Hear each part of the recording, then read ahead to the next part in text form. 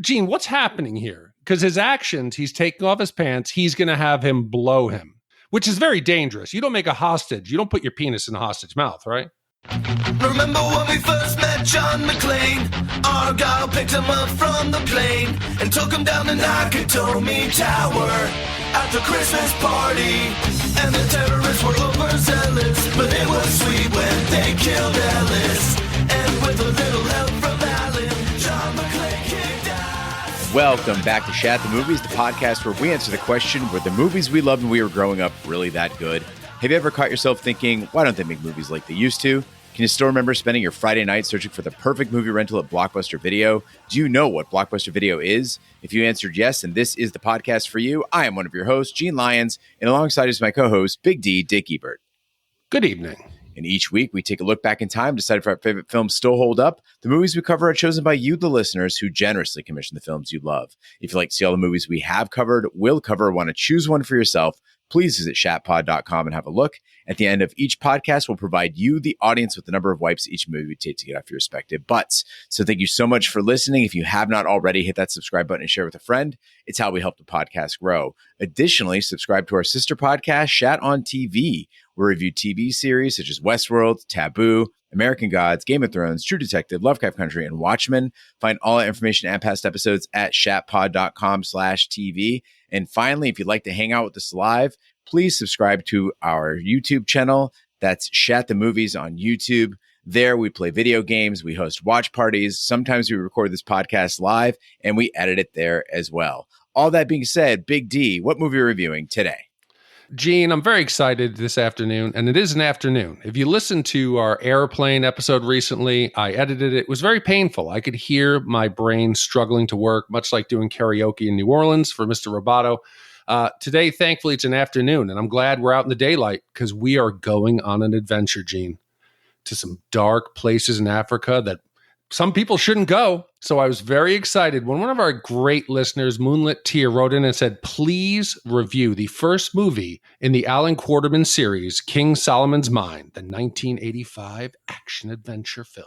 And this one's special for a lot of reasons. First, MoonlitTear's been waiting a long time to hear these. And it's the first time I think we've recorded a movie and its sequel back-to-back on Shat The Movies. It is. I almost thought, should it be a double feature? Would that be cheating them? You know, what do we do? Because in my head now, while I was doing notes, it's like one giant movie. So I'm going to have to separate them. But yes, this was a very long adventure we took. Yeah, nobody's listening to a 2-hour podcast unless it's Joe Rogan. Well, MoonlitTear wrote in and said, Dear Shat Crew, hello, it's me, MoonlitTear. You might remember me from the time on Twitch I gave you donations for the rewards you got in Red Dead Redemption, or the time I popped in your live stream and told that silly joke that no one laughed at. Come on, people. Everyone loves a cheesy joke about mosquitoes. Anyway, on with the message. I saw this movie when I was 11 years old on VHS home rental. This was one of my picks that I chose for the whole family to watch. Trying to remember back, not sure if my parents liked it, but my little brother, who was 7, laughed so much and thought it was great. I revisit this movie whenever I can, and whenever I see it on, I must watch. It was everything a kid could want in a movie. Over-the-top action, ridiculous dialogues, villains that you want to hug and just say, go home and enjoy life, and heroes with quotable one-liners. This was the mid-peak of parody movies, starting with Airplane in 1980, which y'all just reviewed, going into Student Bodies, to Saturday the 14th, to Spinal Tap, to Top Secret, to Johnny Dangerously, to UHF, to skipping some because this is already getting ridiculous and y'all get the idea, into Spaceballs. Golden age of parody movies for sure, am I right?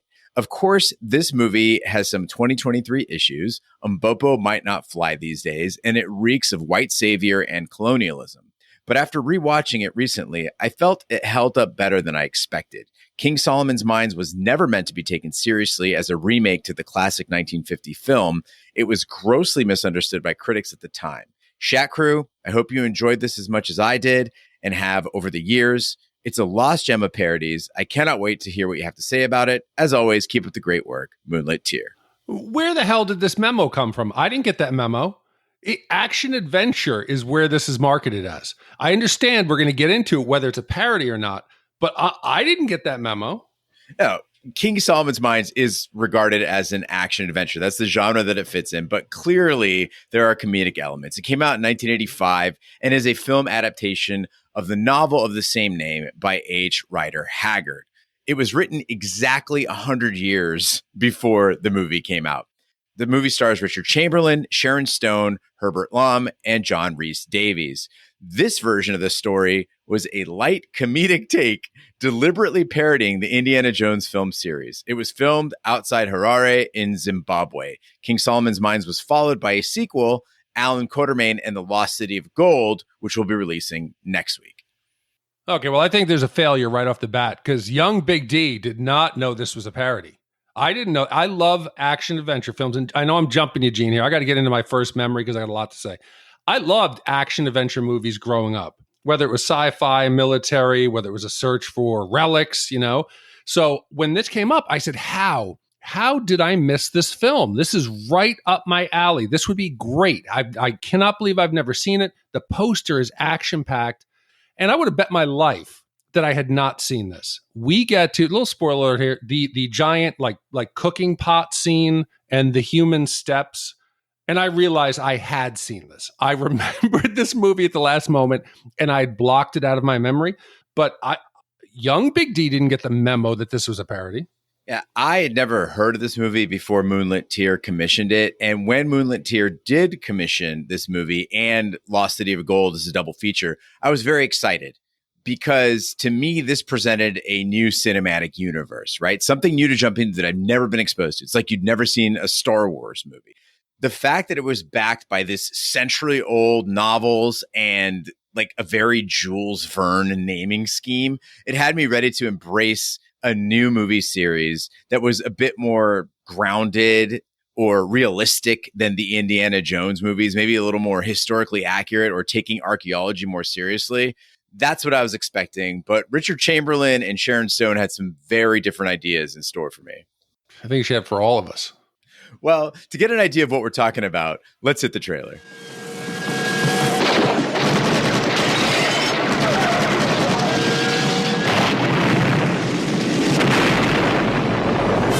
Greatest legend of all time. It is not a fantasy, Mr. Quatermain. About the greatest treasure known to man is about to be pursued by the boldest, most daring hero ever to seek the thrill of adventure.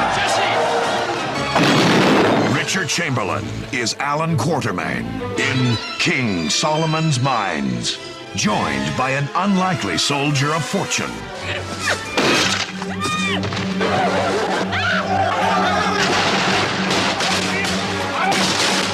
Surprise! Great reflexes, boys. The stick! Go back on the stick! I'm driving a car! Their only hope in the hands of the enemy. I will have only 2 words to say to you. Talk or die. That's 3 words. Huh?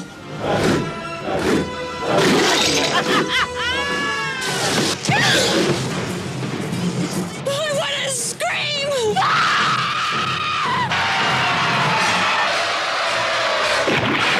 Following a mythical trail to the forbidden, impenetrable, Get her out of here! inescapable. King Solomon's Mines. Join Richard Chamberlain and Sharon Stone for the adventure of a lifetime. I've got it! King Solomon's Mines.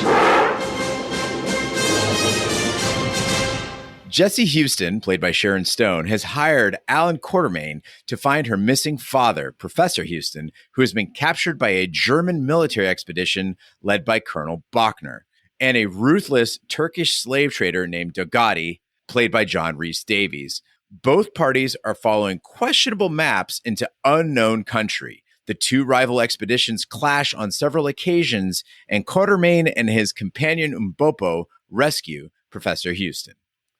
So upon this viewing, I'm a little worried, but the movie starts off, it opens up strong. I have some moments of optimism. First, it's an R rating. I'm like, right, maybe they're going to push the boundary. Sharon Stone, damn, all right, I'll take that. Sala? Woo! Okay, there's got to be some credibility here. He's the big bad. The archaeologist assistant gets like brutally murdered by a carrot top like mallet with fucking spikes. I'm like, shit, we're off really to a good start.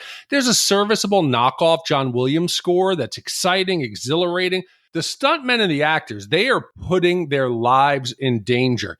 There's this whole scene on the train. It is fucking deadly. There's an actor who you can see, a stuntman. This was not a fake body. He pulls his head up a millisecond before the rock goes by.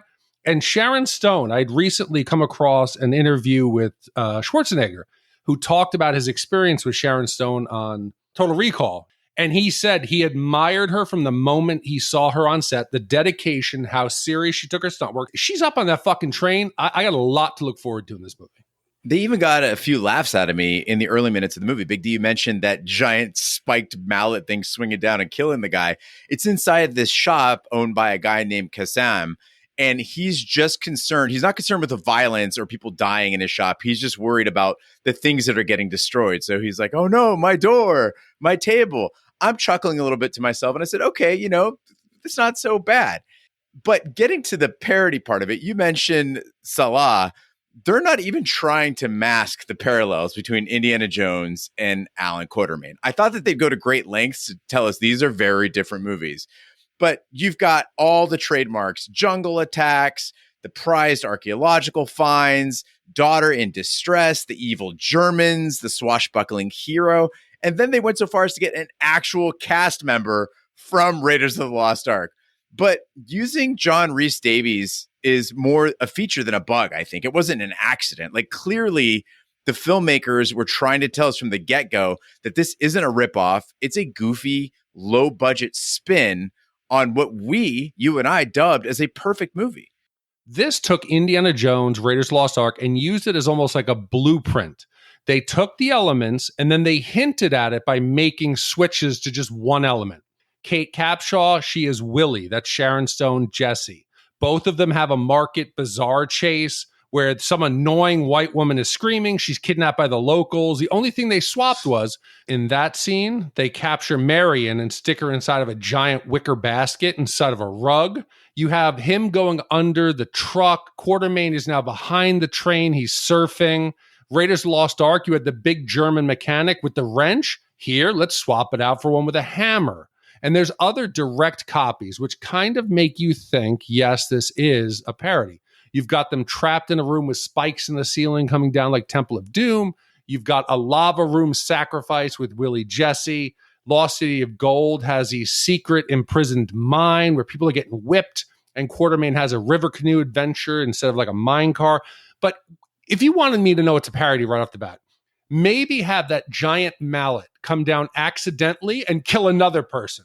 Or make Sala eating dates. Make him have a little monkey. Direct tieback parodies to Indiana Jones.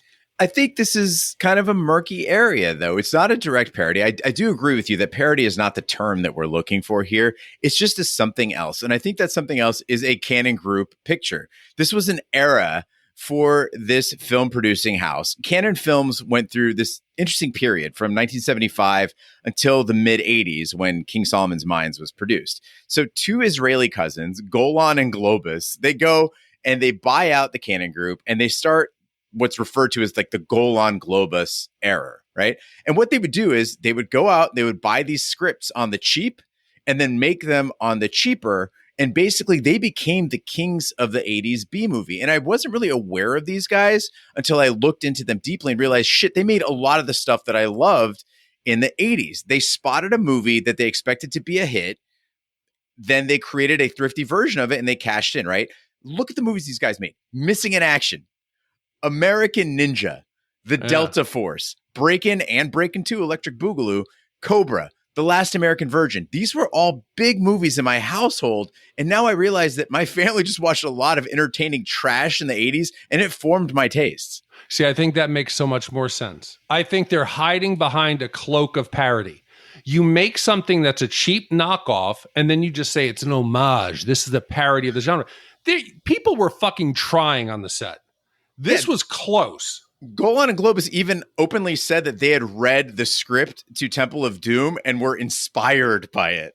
Yeah, there's no joke. I mean, because I talked about the mallet. You do have some moments that you're like, okay, you got the mallet, you got the Bugs Bunny giant like pot where they're going to cook them up in. You have like this Benny Hill style biplane theft and chase with like sped up footage that looks like Benny Hill, right? He's hanging from the plane. He kicks the pilot. Crash. It has what has to be either incompetence or intentionally bad green screen action. You can see like Sharon Stone, the shadow of her hair on the green screen. These are the moments it's making me think, okay, this is a parody. Quatermain loses his hat. He doesn't seem to care about it. He, has no fear of snakes. Evil Sala gets shot. Then he's buried under a mountain of rocks. He comes back a third time. He's set on fire. I don't know. I'm still leaning towards this was just an honest attempt that at the end you could say, oh, you guys thought it was serious? No. This was just a parody. Here's one thing that bugged me is Indiana Jones has his whip, like his trademark whip, and it makes for interesting stunts. You kind of are wondering, much like Beowulf, how is he going to use this thing?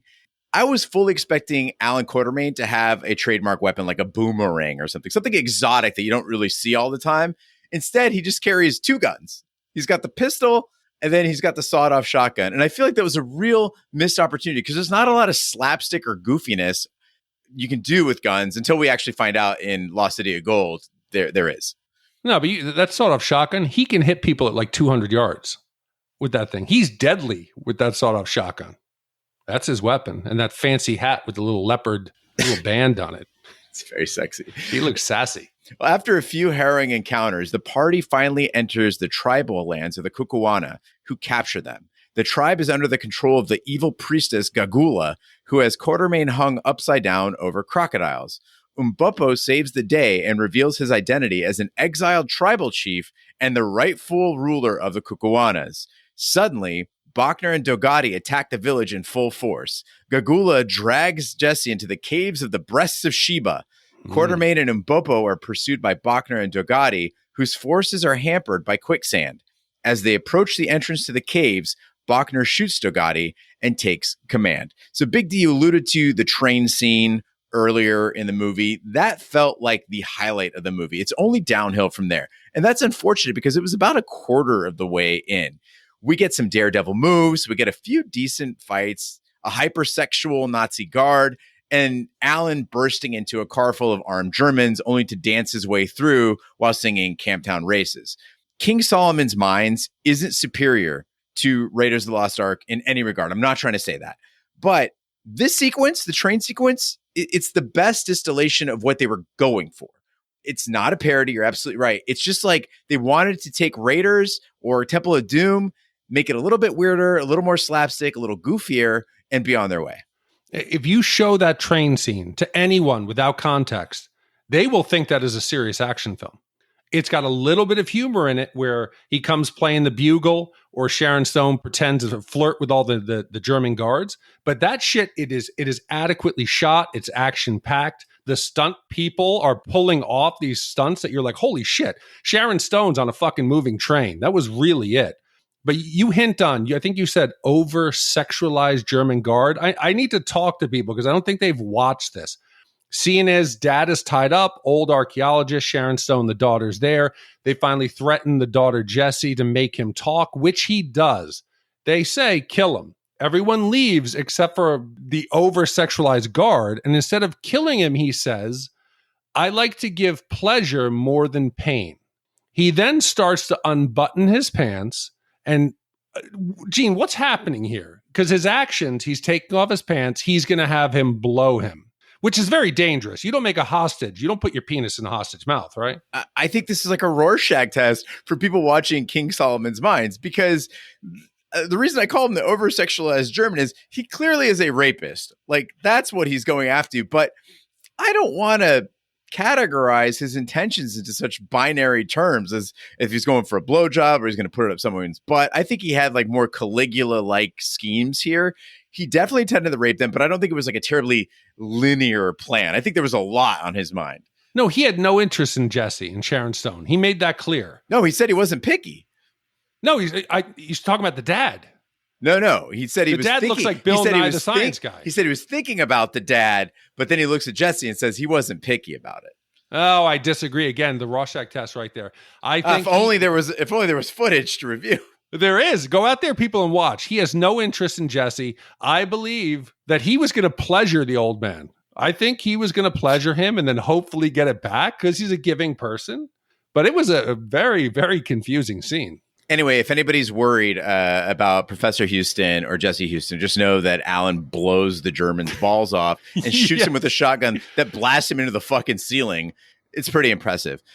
Big D, part of what makes adventure movies fun is discovery, though. I know you're a bigger connoisseur of this genre than I am, but what I find appealing is the changing landscapes and the different challenges that are presented in the story. It makes you wonder what's going to happen next. What predicament is Indy going to find himself in, right? What are our heroes going to find? What imaginable pickles will they have to escape? And unfortunately, King Solomon's Mines was hampered by an utter lack of imagination. There's no Zeppelins, there's no minecart rides, as you said. Quatermain basically blunders his way from tribe to tribe. Each time they gather to kill him, and then the tribe itself is too stupid to pull it off because they're dumb, primitive subhumans. Halfway through the movie, it really felt like a broken record, and I was desperate for a plot twist because all it kept being was they're going to circle them, they're going to capture them, they're going to walk the plank, go into the cauldron, whatever it's going to be, they're going to escape. Yeah, and I think that's one of the strongest cases for my this is not a parody, is he's not an archaeologist. Indiana Jones is a professor. He faces problems and solves them. Here, he doesn't even pretend to be someone smart trying to figure out the map or something and getting it wrong. He's more like Jack Colton, Michael Douglas in Romancing the Stone. He's out there just stumbling through the jungle. This is like the Goonies. Yes, the Goonies solve a couple problems, but they just get lucky following the path to make it to One-Eyed Willie's treasure, right?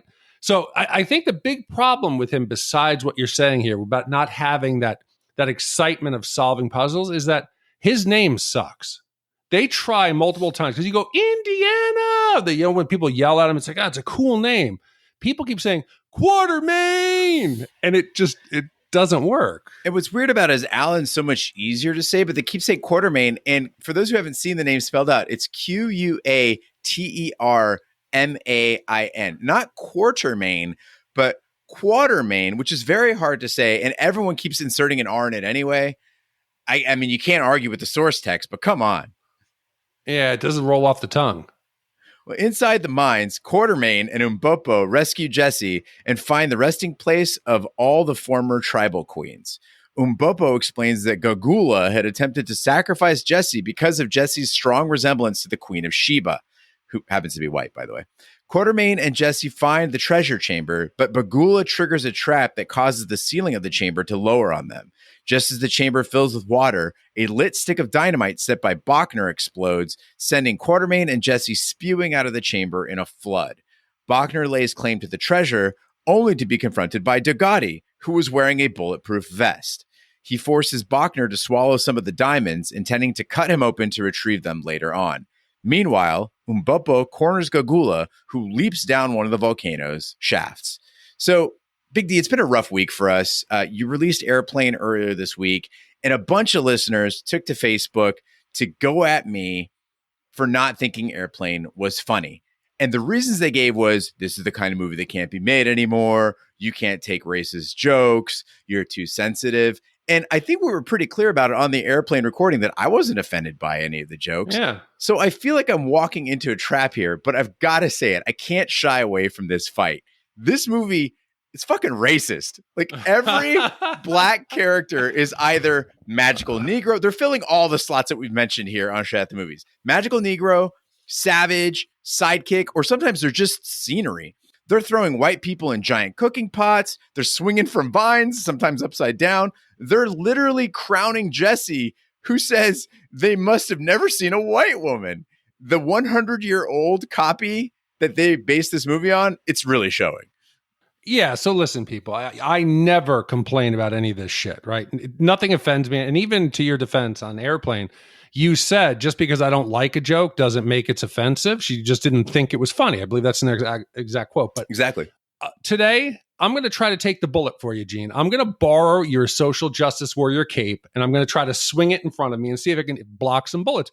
People, I never see any of this shit, right? But this is a 100-year-old book. If you don't admit the source material was problematic, then you've got a problem. Right off the bat, you've got the whole imperialism fucking plot line. They're coming in to pacify these, they call them filthy people, the barbarians. There's cannibals. There's an active slave trade in the middle of the bazaar.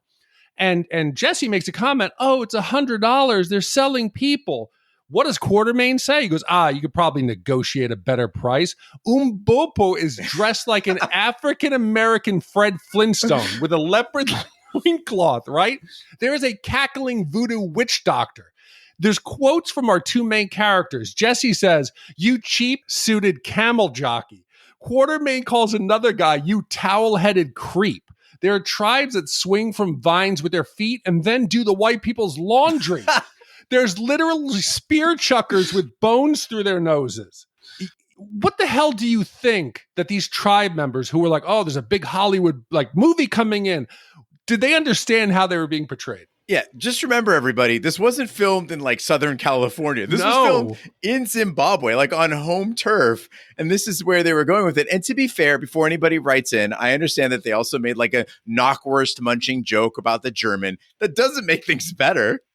No, it's fucking, dude, it's fucking out there. And people, I don't care about shit. But you have to admit, 100-year-old, this isn't like, oh, you don't get 80s movies.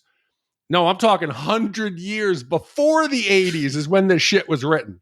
So if you don't see something wrong with this, people, they're spear chuckers. They're spear chuckers. But I digress. Sharon Stone, I hinted early on, of the actors in the film, she is out there. She is like a kid in a swimming pool. She is swimming for her acting life. She's swimming. She knows her career. She's got to do something. She's swimming. She's giving an ass-kicking performance. She's trying.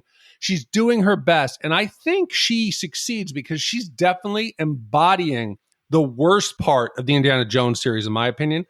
Kathleen Spielberg, or Kate Capshaw, who married Spielberg after that movie conveniently. Willie is the worst part of any Indiana Jones film, Crystal Skull's monkeys notwithstanding. But I feel like Sharon Stone is channeling that parody of Capshaw. She is running around screaming, I hate bugs. She's perpetually falling down and dangling off of cliffs, windows. She is the worst part of this movie. And I think that Stone embodied that and had fun. And I want to give her kudos again for her stunts. It was really bizarre to hear Sharon Stone deliver dialogue before she developed that Basic Instinct voice, right? It was sort of soul crushing because it does not sound like the Sharon Stone we know and love, the one who could just turn you on with her voice. Instead of those controlled predatory tones we normally hear out of Sharon Stone, we get this like whiny little girl voice throughout every scene. And hearing you explain that kind of solves that problem for me. Seeing it as a parody of Willie, it makes her choice to use that voice so much more understandable and forgivable. And I'm willing to say, yeah, you know what, Sharon Stone, thumbs up for this one. Hell yeah. Well, Dogati is partially buried when the treasure chamber's ceiling collapses, and Bachner escapes, firing his gun to bury Dogati alive. Quatermain, Jesse, and Umbopo cross over a booby-trapped pond, only to be stopped by Bachner. Quatermain places the diamonds on the central stepping stone that triggers the trap, and tells Bachner to come take the diamonds himself if he wants them. Bachner falls into the lake, only to be seized in the jaws of a Mokelemembe and dragged beneath the water. The trap resets itself, and the diamonds rise back to the surface. But Umbopo warns Quatermain and Jesse not to take them, saying that the diamonds belong to the mountain. What the fuck, Umbopo? What the fuck is wrong with this man? He knows everyone's looking for King Solomon's mines. He's the exiled tribal chief who fucking lives right there. And he's pals with Quatermain. Umbopo at no point in this movie says, hey, Allan, I know where the mines are. He doesn't go back to his tribe to warn his people that there's a detachment of German soldiers with mortars, by the way, mercenaries by the hundreds coming to take over this village. Instead, Umbopo is, again, dressed like Fred Flintstone, lumbering around Africa, refusing to get in cars. That's what he does in this movie. And I could try to do some fan fiction in my head and think like he gave up the crown in order to defend the tribe from the white man. They said, who is the most dangerous white man?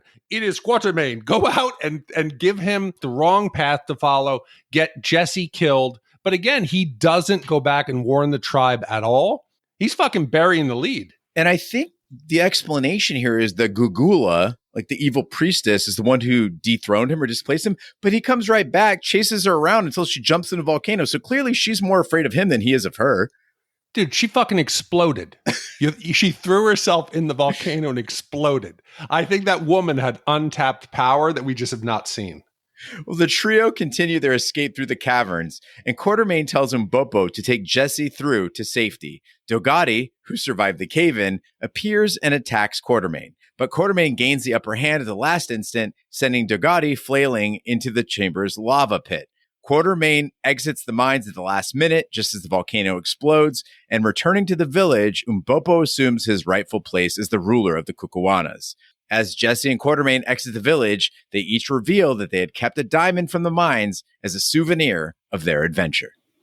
Okay, so people, again, I'm going to preface this by saying this was written in 1880. There was a different sensibility. This is not Indiana Jones when he goes and gets the Shankara stones from the evil forces at Pankot Palace, and then he goes back and saves the slaves, right? Allan jokes about the discount on the slaves. Every village he goes to, he brings death and destruction. This movie has actual literal genocide. Yes. They come in and kill the entire tribe of cannibals. There's decimated. There's no one survives. They level the ground. Then there's a second one.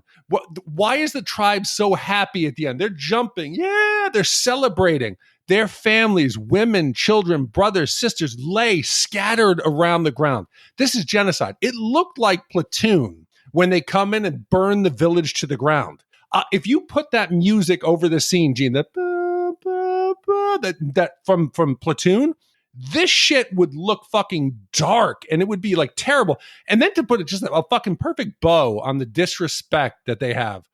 Umbopo says you should not take the diamonds. It belongs to the mountain. You should, okay. Ha ha. They walk out the front gate, laugh at Umbopo, who just saved their lives, and they pull out these giant comedically large diamonds and show them off right in front of the celebrating tribe. The misstep that this movie makes is that they have the Kukuanas dangling, like openly, the whole tribe, not just the priestess Gagula. They're dangling our hero over a pit of crocodiles. So when the Germans show up and start killing them and everybody's killing each other, I don't know who to root for. I want everybody to lose. I don't really care. And the only thing I could think of as far as the tribe celebrating after what you just described, this genocide, it's because all the white people are finally gone. They closed that gate. They froze all the old white queens and crystals, so they're gone. And they're like, okay, fine. The white people are all gone. Let's have a party. You also can't discount the fact that Gagula really sucked. So maybe they're just really glad to be rid of her. She didn't seem like a good time. Dude, people, it is slow motion, huts burning, children running, screaming, women being accosted. It is full blown. This is Blood Diamond. This is what it looked like. This is bad. All right, now is the time in the podcast where we give our Shat score for King Solomon's Mines. The Shat score is our way of telling you how many wipes this movie would take to get off your respective butts. 0 wipes is a perfect movie. It is rolling $12 million into an Indiana Jones parody and cashing $15 million out of it because the public was rabid for more Temple of Doom. 5 wipes is an absolute disaster of a movie. It is surviving a giant cannibal pot only to find yourself trapped by a pride of lions. Big D, we'll start with you. What is your wipe score for King Solomon's Mines? So, Gene, I think this will surprise anybody who's made it this far at what I'm going to say, because I think they probably just like checked out. Oh, you're just offended. I thought this was a 2.5 wipe movie. I thought it was serviceable. This is up there with like a Romancing the Stone. It's that of Remo Williams, something like that you could enjoy to watch. I think City of Lost Gold, they made an effort. It was an adventure. Yes, you had the bad green screen or the giant spider out of nowhere that Spielberg never would have had Indiana Jones fight. But the rest of it, they're trying. I'm actually shocked that no stunt person died making this film, because it didn't look like there was like any safety or any kind of restraint. It was wild, but it's an entertaining 80s adventure. I think it's 2.5 wipes. Big D, I want to talk to you about that score, because Jesus, are you going back and I want to tell you about some movies that you gave 4 wipes to. Okay. Spaceballs. Oh, well, that's wrong. I need to adjust. That's wrong. Oh, but it's not just Spaceballs. Bill and Ted's Excellent Adventure. That we were young then. Jingle All the Way. I gave Jingle All the Way 4. Yeah, and Robin Hood Men in Tights. I think there's a scoring mistake. I like Jingle All the Way. Okay, because I just knowing that you think King Solomon's Mines is better than any of those movies. I think Ninja Turtles is in that mix too, right? I think there's a technological problem with the website. I think that's it. There's no way. I like Jingle All the Way. I did too. Yeah, where they're in the neighbor's house and Phil Hartman is like, "Oh, your cookies. Oh." But yes, I'm impressed with your 2.5 wipes. It's very generous of you. You're a very kind soul. You must be having a great week. Just cuddling Marshmallow and having the time of your life. Don't worry, it's coming back next movie, Dean. The Wrath is coming next week. Well, I couldn't hold back my wrath. So MoonlitTear, I'm sorry, but this is a 4 wiper for me. For being an almost direct ripoff of the Indiana Jones series, this movie is definitely doing something I haven't seen before, because it's not a parody, which a parody pokes fun at the subject matter. And it's not exactly a bad cover version of the movie that inspired it. Instead, I feel like King Solomon's Mines is a what if movie. What if Indiana Jones were a little more silly? What if the situations were a little more impossible? However, none of that makes this a particularly good movie. I did like the train scene. I thought Richard Chamberlain was charming, and it was cool to see a Sharon Stone who hadn't quite figured out how to Sharon Stone. So an interesting movie for sure, but not a good one. I've got to go 4 wipes.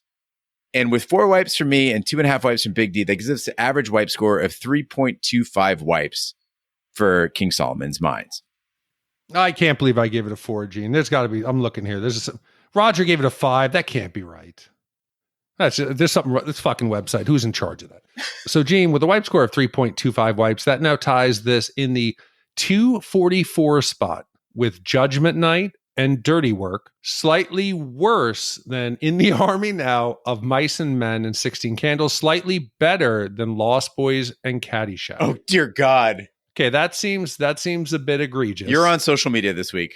It's your job. I'm not doing this. No, I can't. Okay, Lost so Boys. That's Roger. Roger gave it a 4. That's not my fault. Fuck. It's Roger on both. 3.5. He did Caddyshack, and then it's Roger. That's going to be our response on Facebook all week. It's Direct Roger. your hate. It's Roger. It's Roger. And yes, Spaceballs. I've addressed it. I'm wrong. It's better. It's better than what I gave it. Yes. Well, MoonlitTear, thanks for the double feature. King Solomon's Mines is in the books, and immediately after this recording, we're going to get started on The Lost City of Gold. We'll see how that one goes. But until then, let's get to a few voicemails that we've got queued up. And our first voicemail comes from Mike Smith in England. Hey, Shat Crew, it's Mike calling from the sunny south coast of England, Portsmouth brackets general area. Just calling to really say thank you for everything you're doing, putting out pods week after week. Last year, I had a bit of a tough time with the old mental health, a bit of a weird experience, and eventually got diagnosed with OCD. And it wasn't a great time, but your podcast was something that I look forward to every single week. And it was something that really, kept me laughing, kept me smiling, and just be able to focus on the immediate present in front of me. So yeah, thanks to all 3 of you, Ash, Gene, Big D. I've been listening since I think it was Game of Thrones season 7 when I stumbled upon your pod, and I've lived and breathed. I'm going to say, I've lived and breathed Shat ever since. Hopefully, I will be planning to do some commissions on my own, but I have currently got a 15-month-old little baby boy and another one on the way, so funds are tight, to say the least. But anyway, I'm thinking with Noah and I'm thinking Dragonheart, I'm thinking Godzilla with Matthew Broderick, and I'm also thinking that late 90s classic Small Soldiers. So yeah, it'll be a while until I can start to muster the funds to get these ones going, but it's a general thank you, guys. I really appreciate everything you do, and keep the content coming. All right, take care. Bye. Mike, Withnail and I is one of my favorite movies of all time. I absolutely adore that movie. It makes me laugh harder than anything I can recall. Much funnier than Airplane. I'm a little bit afraid of that one because I think it could ruin friendships on this podcast. If anybody were to watch that movie and tell me they didn't think it was funny and I had to defend it, I would have to probably take a hiatus from this podcast. Fuck it. I'm going to throw it out there. Let's do that one. Let's do it for him. I don't think you'll laugh a single time. I want to roll the dice. Like, is it depressing? No, it's just it is depressing. Yes. It's also very English. There's a healthy amount of racism though. Are there high-speed Volvo chases through London? No high-speed Volvo chases. No. I say, fuck it, man. Let's roll the dice for him. He's got 2 kids. He's had like a rough time. Yeah. We don't normally do this, but it's because it's tied to a movie like that you feel this passionately about. Yeah, Mike, maybe we could do this as my birthday gift to you. I like that. And do it with Nell and I, because I would absolutely love to do it. And I don't think there's any way anyone other than you would have ever commissioned that film. So I'm 100% down to do it. Also, you've been quite busy, my friend. Congratulations. Yeah, Mazel tov. Congrats. I mean, we know the anxiety wasn't affecting him in the bedroom because he's out there. He's just putting them up and putting them down. He's doing work. And also to address that, we have been going so long here now, Gene, that this week we hit a big milestone, 5 million downloads for Shat The Movies. Wow. If you had told me in the beginning, I remember the first day, 75 downloads. I said, we made it. Roger, we made it. We're big time. Like half of them were me and my family and whatever, but 5 million, and that we're reaching people around the world, that we're somehow helping people, which I still don't believe, with mental issues. I think we add to them, but that is fantastic. And it just blows me away. Yeah, that's absolutely. And not one sponsor. I said, and not one sponsor. I think we're too dangerous. We're too hot. That's it. Yeah, we're too hot. Well, if anybody out there in the UK is listening and wants to sponsor us, we'd love it. Also, Z-Biotics, if you're out there listening, I would love a sponsorship from Z-Biotics. That shit is expensive, but it kept us alive. So we're indebted forever to you, Z-Biotics. If you're listening out there, please sponsor us. Or we'll also take Hims or that weed cream for dogs. That'd be fine too. Next up, also from across the pond, we've got one from our unofficial British correspondent, Joe T. Hello, Shat Crew. It's your resident, albeit self-appointed, British correspondent Joe T getting in touch. I previously resisted the temptation to contact you after the Drop Dead Fred review to explain in detail why Rick Mayall is a comic genius and the irreplaceable role he has played in the history of British comedy. I also did not get in touch to talk about how The Full Monty is an excellent feel-good comedy, just not the kind that produces much in the way of good feelings or laughs. But having just listened to your review of Tango and Cash, I can stay silent no longer. I simply must draw your attention to the absolutely appalling English accent of the Brian James character, Requin, who knows. For those of us on this side of the pond, it makes the film either hilarious or, more usually, completely unwatchable. In fact, I believe it to be quite the worst example of a British accent in the pantheon of Shat, and possibly the entire history of cinema. Yes, even worse than Don Cheadle in the Ocean's 11 films.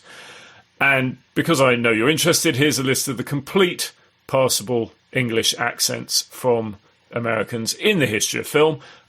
Peter Skarsgård in An Education, Brad Dourif as Grima Wormtongue in Lord of the Rings, and Dick Van Dyke in Mary Poppins. I concede the last one might be for sentimental reasons. Carry on. He missed the worst one ever. How do you not say Kevin Costner? Oh, no. Kevin Costner is famous. No, his list was passable ones. Americans who pulled it off. They were passable. Yeah, no, Kevin Costner definitely does not make the list. What's curious about this one, though, is Brian James is Australian. So what I don't get is, why not just have him have an Australian accent in the movie? It would have been fine. Just change the jokes to Australia jokes. But I think that was part of it, was that it was bad. Because they actually call him a limey. I'd rather be killed by an American. I think they were playing off of the stereotype of the European with the turtleneck and the ponytail, and it was intentionally bad. Maybe we've identified some sort of a triangle here where Australians can do American accents, Americans can do English accents, English can do Australian accents, but Australians can't do English accents. Well, I realized last week we had a voicemail from somebody who was Australian, and I thought they were British. Yeah. And you mentioned where they were from, and then I was editing and felt like an idiot. What a tangled imperialistic web we weave. Well, thank you, Joe, for calling in, and thank you for holding your fire, keeping your powder dry until the right moment. And Tango and Cash was it. Next up, we have a voicemail from Big Dave. He's the guy who called me out on my junior ROTC experience, which I have not mentioned since. And he's calling in about Treat Williams.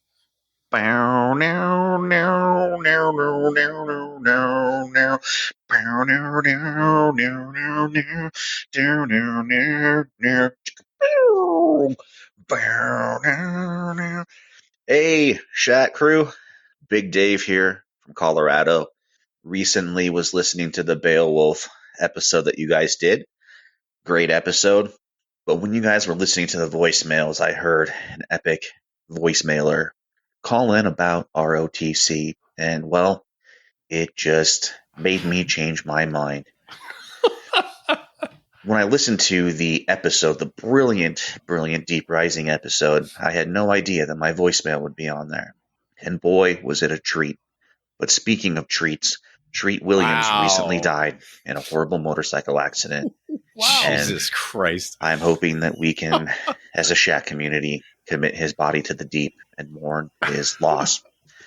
Gene, since you ride motorcycles, I just want to let you know that you should be safe.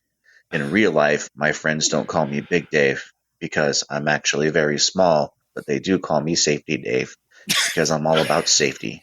So, Gene, you can dance if you want to. Be safe. After watching the Deep Rising episode, I was like, I need more deep sea Shat. So I listened to the Titanic episode. Shortly thereafter, a bus-sized sub of special needs people imploded, going down to the Titanic wreck, which made me very sad. I'd also listened to the Hunt for Red October episode, and I'm also mourning still, after all these years, Sir Sean Connery. I don't think he died on a sub, though. I think he just died on his beautiful palatial Scottish estate. But on this day of mourning, Shat, I just wanted to say that we need someone on deck of the HMS Shat Carrier Super Max. I don't know. That kind of sounds more like a prison, but you guys like your prison, what prison rape utopias? Mm-hmm. I forget what you called it on Tango and Cash. Anyway, Gene, please talk about ROTC again. Keep the legend going and salute our friends, Sean Connery, Treat Williams, and those fucking people on that sub. Godspeed, Shat Crew. Big Dave, thank you so much for your voicemail. Thank you for unlocking my JROTC secrets. Once again, I'm happy to get right on board with that and lead the HMS Shat into uncharted territory. A couple great ideas here, by the way. One, for SEO purposes, we really need to start like Shat catalogs, right?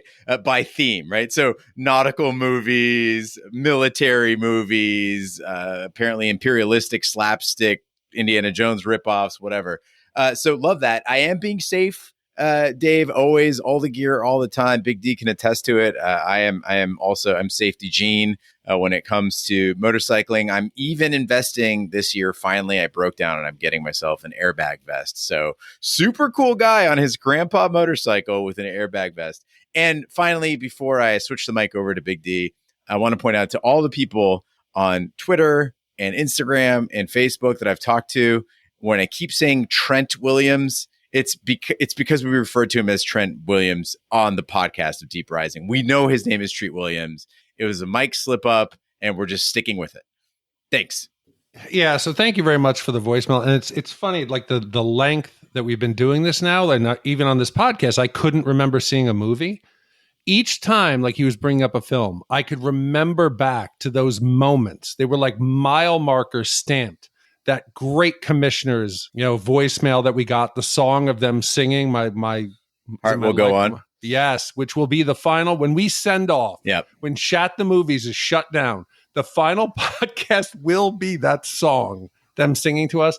So thank you for letting us be part of your life. And thank you for taking the time to craft such a wonderful voicemail. You took your time, very deliberate. You obviously had notes, because that was not an off the top of your head. That was very well done. People take notes. There might have been a little impromptu at the end there, just off the cuff. Well, thank you, Safety Dave, for your voicemail. Next up, we have one from Jason in Asheville calling in about mall rats. You guys are the best. I want to say thank you. My name is Jason Amoroso in Asheville, North Carolina. I sent an email a long time back when you guys were in Arizona, Gene and Roger, inviting you to spring training when I used to work for the San Diego Padres. But I just I'm listening to the airplane episode, and I just went on to the website, and it's down. So I was all excited to support you guys and vote. I was the guy, if you don't remember, hopefully not the only one who offered to commission Mallrats, which I know you've done a lot of Kevin Smith movies, but that was a big movie for me in my teenage years growing up. And love the work that you guys do. Jeff, definitely recognize the consistency. If it's possible to commission Mallrats, I guess let me know, although I'm sure you guys are booked out for quite a long time. And here's the other thing I want to offer to you guys as my gift to give you guys the experience of what I do. I used to be a mental toughness, peak performance kind of sports psychologist for the San Diego Padres, but now I do what's called revelation breathwork. It is like psychedelics without having to use any psychedelics, just using your breath. It's powerful. It's amazing. I was thinking about Ashley and some of the things that her husband are into, and just helping, thinking of Eugene with any of the issues that you've had with your family or your father, dealing with grief, and just wanted to get out of your head for a little bit. If you want to experience it, please let me know. I'd love to give you guys a private experience of it. Done it for the Navy SEALs, done it with professional athletes, all different types of people. So send me an email. I know this is adding a step for you, which you probably won't do, and I respect that and understand that. My email is jason@revelationbreathwork.com, and respect what you guys are doing. Thanks so much for all the hours of entertainment, and my 17-year-old son also loves the podcast. So thanks a lot. Take care, you guys. It was a very smart plug. We'll leave that plug in there, people, if you need some help. And Gene, normally this is something I would never think of, but I do go to therapy with the VA. And one of them they did was this, it was a meditation session. And it was because it was Zoom call. I found it wonderful. I found it relaxing. It's much like, is it ASMR? Is that where they make the sounds and you hear the voice and whatever? What is the type it's like of it makes a little tingling on your yes, brain there. It made me feel tingles in my brain. Hearing right now his voicemail, it made me wonder, could this be the tingles to a psychedelic level? I mean, it's possible. I don't know if you heard the little birds chirping in the background. Jason's got a good setup going there. I think that you would be an excellent candidate for some revelation breath work. And Jason, I don't know if this is the sort of thing that can be recorded or if it requires a certain, solitude and tranquility to get it done. But man, what a YouTube live episode that could be. I am 1,000% down for that. I'm almost believing that he piped those bird sounds in. Yeah. Because that was too tranquil. That was like an artificial tranquil. Here's the crazy thing. I went over the audio signature on that voicemail and there actually was no bird sound. It's because of the psychedelics. Yeah, the psychedelics were they were leaking through this call. He's indoctrinating us. And speaking of mind tricks, I keep thinking Mallrats has been commissioned. It hasn't. It's this weird thing where it's not on the schedule, but people mention it all the time. I could have sworn that we'd either done it or had it on the calendar. It has not been scheduled. So, Jason, if you are looking to schedule Mallrats, I'm sure Big D can set something up with you. And now he has your email, so he can email you directly. Yeah, hey, definitely email me. I'd be down for that. I think it would be, even regardless that it was the Navy SEALs and the San Diego Padres. I just think it sounds interesting. I like these mind altering processes. No, he wants you to email him. Well, he now knows. That's the first step to Revelation Breathwork is you got to email Jason. He has our email. But you have his email address. Okay, it's an extra step. But I guess I have to prove, that I really am down for the therapy and I want to make the investment and I'm going to change. Yeah. So fine. It's right after you rewatch Clue. I'll do it. Shut up. Give Jason an email. Yes. All right. Thanks, Jason, so much for your voicemail. And thanks for being such a loyal listener all this time.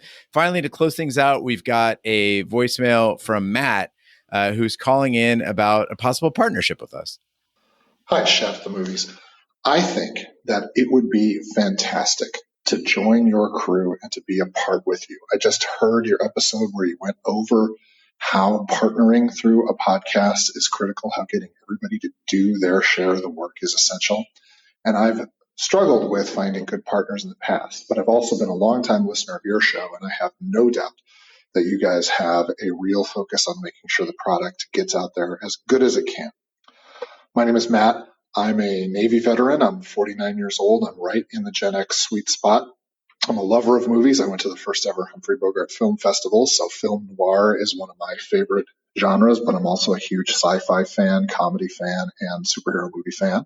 I live in Tennessee, and I think that the Michael Bedhead would be a really neat name to add to your list of made-up critics, because I personally think that the At the Movies conceit of Shat the Movies is worth keeping going.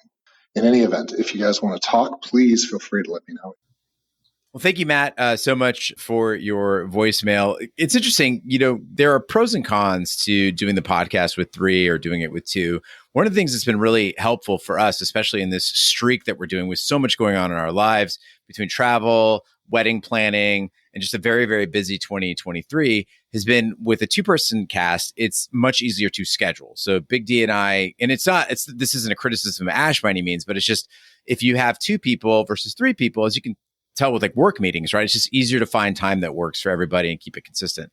So for the time being, I think it's very efficient for us and very stress-free to do it as a 2-person pod. And I know some people have written in, including some of the Dutch, who've written in and said, hey, it's kind of boring with just 2 guys. And while I may concede that we're not as entertaining as we might be with 3, we're in a pretty good groove right now. And maybe we'll revisit that, whether this podcast ends up being a guest host every week, or we have a new 3rd person on, or Ash returns. Who knows what we're going to do in the future. But for now, personally, as much as I appreciate the offer, Matt, to get through this year, I think that keeping it as a 2-person pod makes the most sense. Yeah, so Matt, thank you. I appreciate that you're listening. And it's bold to put your your foot out there, or like to make and to reach out and do that. I give you credit. I really do. And if that comes a time that we need somebody, or you'll definitely be the head of our list. And if you have anything you want to send that you've done that we could listen to, or anything, please do that, because you never know what the future may hold. But thank you very much for being brave. Yeah, just remember, any of you who are thinking that this is a good idea, it's going to be hours of your life every week. There's no vacations. It's very glamorous. Very, very glamorous. Editing. Oh, God. Notes, watching movies you don't want to watch. Oh, getting your heart broken when people don't vote for your fucking vehicle brackets. People can't get to it this week. I know, because it got shut down because it was after 14 days. I'm not going to pay $37 for the month when we had that kind of turnout. What do you think, Gene? I don't have a lost city of gold in my backyard. Yeah. I don't have that money. Speaking of which, what movie do we have coming up next week? Gene, next week, we're going to finish up this double feature when the explorer, played by Richard Chamberlain, and his archaeologist girlfriend, Sharon Stone, and Zulu warrior, James Earl Jones, find another hidden treasure, Jungle City.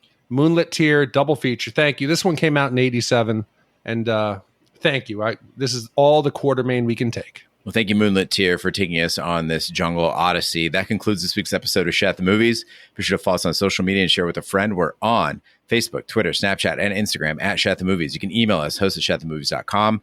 Support the podcast by shopping our Amazon affiliate link, buying our merch, or by commissioning your own movie. Find all that information by visiting our website, shatpod.com. Also, check out our sister podcast, Shat on TV, where we review TV series such as Lovecraft Country, Westworld, True Detective, Taboo, American Gods, Game of Thrones, and Watchmen. Find all the information on our website, shatpod.com/TV, wherever fine podcasts can be found, including Apple Podcasts, Google Play, Stitcher, and YouTube. Be sure to subscribe. And if you stop by Apple Podcasts, please leave a 5-star review. That helps the podcast grow. And if you haven't joined our Discord yet, it is thriving right now. Lots of new members. We got a fitness challenge going on.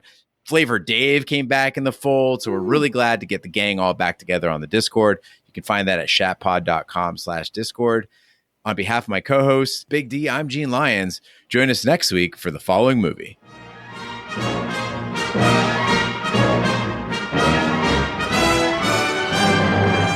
Allan Quatermain, the master of adventure, has teamed up with the most unlikely partner. America's about 6,000 miles that way. To pursue the dream of a lifetime. It's dangerous. dangerous and it's crazy. And it's what I've got to do. Gold. Streets of it. They're searching for the long-lost treasure of an ancient civilization.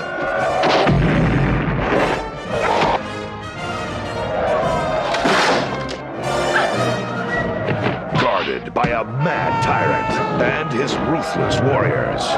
The odds are against them, and that's the way they like it. Richard Chamberlain, Sharon Stone, and James Earl Jones in the adventure movie of the year, Allan Quatermain and the Lost City of Gold.